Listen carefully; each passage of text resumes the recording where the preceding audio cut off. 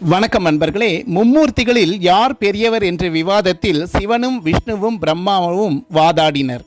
சிவன் ஒரு அக்னி பிழம்பாக பிரம்மாண்ட நெருப்பு தூணாக நின்றார். அவர்தான் லிங்கோத்பவர். சிவனின் அடி மற்றும் முடியை காண்பவர் பெரியவர் என்று முடிவானது. பிரம்மன் அன்னப்பட்சி வடிவையாக எடுத்து சிவனின் முடியை தேடி மேலே சென்றார். சிவனின் முடியை காணாத அன்னபக்ஷி பிரம்மா அங்கிருந்து கீழே வந்த தாழம்பூவை தனக்கு சாட்சி சொல்லுமாக கூறினார். பிரம்மன் பொய் சொன்னதை அறிந்த சிவன் அவரை தண்டித்து சிவனின் முடியை காண முடியாத நிலையை ஆக்கினார். திருமாலுக்கும் பிரம்மனுக்கும் பாடம் புகட்டிய சிவனின் இந்த கதை சிவபெருமான் எவராலும் அறிய முடியாத முழு முதற் பரம்பொருள் என்பதை உணர்த்துகிறது. பிரம்மாவின் 5 தலைகளில் ஒரு தலையை சிவபெருமான் கொய்தார். அதனால் பிரம்மன் நான்முகர் என்று அழைக்கப்பட்டார்.